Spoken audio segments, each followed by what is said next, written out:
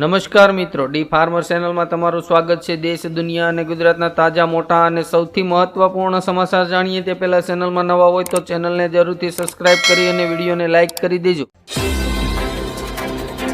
રાજ્યના ખેડૂતો માટે મહત્વની જાહેરાત। કિસાન ક્રેડિટ કાર્ડમાં ધિરાણની મર્યાદા 3 લાખમાંથી વધારીને 5 લાખ કરવામાં આવી। ગુજરાત સરકારે લીધો મોટો નિર્ણય। હવેથી સરકારી કર્મચારીઓ સમયસર ઓફિસ નહીં પહોંચે તો થશે મોટી કાર્યવાહી। લોન લેનારાઓ માટે સૌથી મોટી રાહત। સ્ટેમ્પ ડ્યુટી 25,000 માંથી ઘટાડીને માત્ર 5,000 કરવામાં આવી। ગૂગલ પે વાપરનારાઓ માટે માઠા સમાચાર। હવેથી પૈસા ટ્રાન્સફર કરવા પર ચૂકવવો પડશે ચાર્જ। સિગારેટ અને તમાકુના ઉત્પાદનો પર જીએસટી દર વધારીને 40% કરવાના સરકારના વિચારણા। નોકરિયાત મહિલાઓ માટે ગુજરાત સરકારની મોટી ભેટ। 5 શહેરોમાં બનાવશે વર્કિંગ વુમન હોસ્ટેલ। ગુજરાતનું ચોથું બજેટ। નાણાપ્રધાન કનુભાઈ દેસાઈએ 3,70,250 કરોડનું બજેટ રજૂ કર્યું। ગૃહિણીઓ માટે માઠા સમાચાર। સિંગતેલના ભાવમાં ડબ્બે ₹50 અને કપાસિયા તેલમાં ડબ્બે ₹45નો વધારો।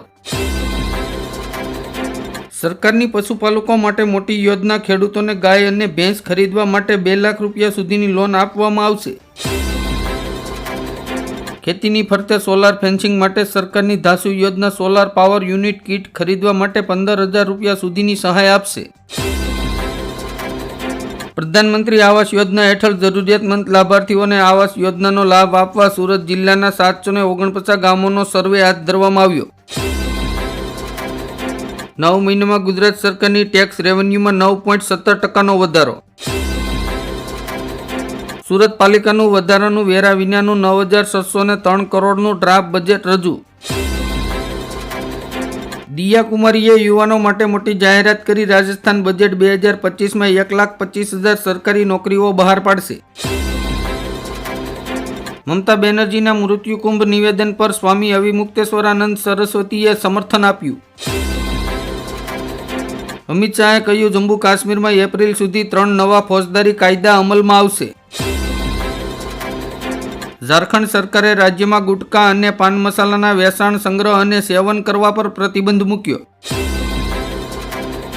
ભારતની ડિજિટલ પેમેન્ટ સિસ્ટમ યુપીઆઈ હવે કતારમાં પણ લાગુ કરવામાં આવશે। ગુજરાતમાં ઠંડીની વિદાય। કાળઝાળ ગરમી ભૂક્કા બોલાવશે। હવામાન વિભાગે આપી ચેતવણી। મધ્ય ગુજરાતમાં કોંગ્રેસનો રહસ્યો ગઢ પણ ધરાશય। 11 નગરપાલિકામાં થયો પરાજય। આરોગ્ય ક્ષેત્રે સરકારે કરી મોટી ડીલ। 788 એર એમ્બ્યુલન્સ ખરીદશે। ખેડૂતોને સશક્ત બનાવતી સોઇલ હેલ્થ કાર્ડ યોજનાએ પૂર્ણ કર્યા 10 વર્ષ। અમેરિકા ભારતની દવા પર 25% ટેરિફ લગાવશે। દવાઓ થશે મોંઘી। હરિયાણામાં ચૂંટણી પહેલા કોંગ્રેસને મોટો ઝટકો। 50 જેટલા નેતાઓ ભાજપમાં જોડાયા। અમદાવાદને મળશે 7 ડબલ ટેકર અને 250થી વધુ ઇલેક્ટ્રિક બસો। સીએમએ ફાળવ્યું ભંડોળ। શેરબજારના કડાકામાં એલઆઈસીએ 84,000 કરોડ ગુમાવ્યા। રાજ્યમાં મધ્યાહન ભોજનના 87,000 કર્મચારીઓની નોકરી પર લટકી તલવાર। દિલ્હીની હાર બાદ ગુજરાતમાં આપનું ખાતું ખુલતા મળ્યો બુસ્ટર ડોઝ। સુરેશ મહેતાએ કહ્યું, જીએસટીની જંગી આવક છતાંય દેવાદાર। ગુજરાતનું અર્થતંત્ર ખાડે। બજેટના હિસાબોના ઠેકાણા નથી। સમાજવાદી પાર્ટીની ગુજરાતમાં ધમાકેદાર એન્ટ્રી। પહેલીવાર 2 નગરપાલિકા પર રાજ કરશે।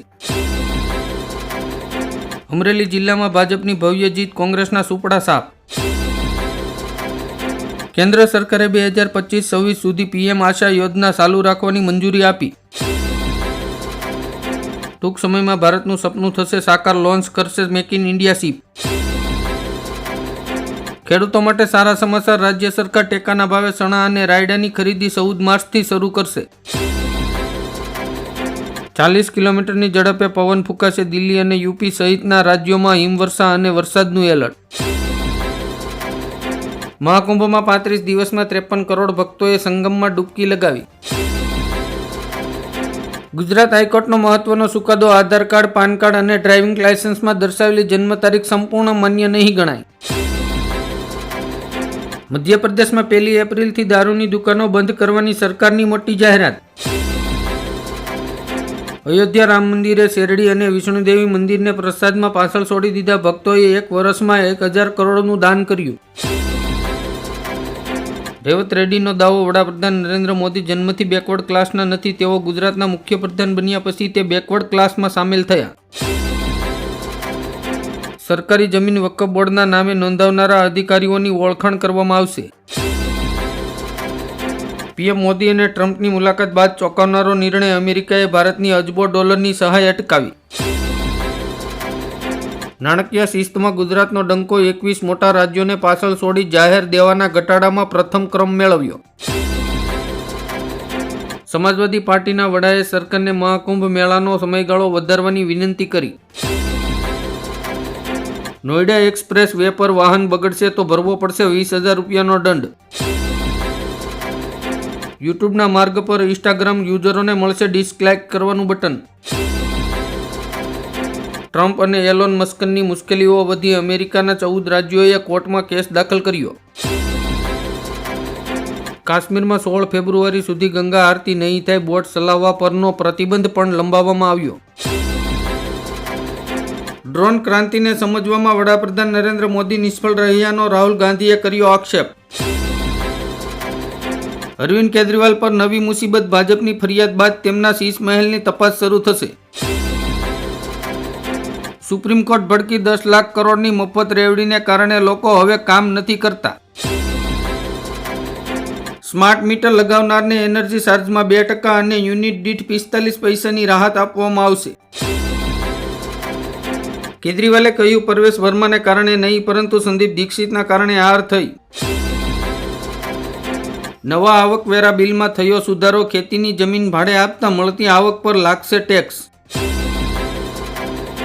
10,000 સરકારી કર્મચારીઓને કાઢી મૂકવામાં આવ્યા. ટ્રમ્પ અને એલન મસ્કને મળીને તેમની નોકરીઓ છીનવી લીધી. સરકાર અને ખેડૂતોની સુખદ ચર્ચા. આગામી બેઠક 22 ફેબ્રુઆરીએ યોજાશે. ટ્રમ્પનો નવો ટેરિફ પ્લાન. ફાર્મા શેરોના રોકાણકારોને મળશે મોટો ફાયદો. દવાઓ થશે મોંઘી.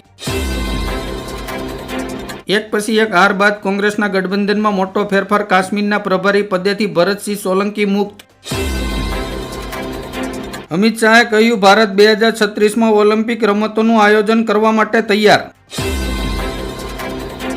રેરામાં અપીલ સહિતની 17 કાર્યવાહી ઓનલાઈન કરી શકાશે. ગુજરાતમાં સ્થાનિક સ્વરાજની ચૂંટણી માટે 16 ફેબ્રુઆરીએ મતદાન શરૂ થશે. એનપીસીઆઈએ યુપીઆઈ ચૂકવણી સંબંધિત નિયમોમાં કર્યો ફેરફાર. રિફંડ માટે હવે નહીં જોવી પડે રાહ. પરવેશ વર્મા દિલ્હીના સીએમની રેસમાંથી બહાર. દિલ્હી ચૂંટણીના પરિણામ બાદ આપને વધુ એક ફટકો. પાર્ટીના 3 કાઉન્સિલરો ભાજપમાં જોડાયા. પીએમ કિસાન યોજનાનો 2019મો હપ્તો 24 ફેબ્રુઆરીએ ટ્રાન્સફર કરવામાં આવશે.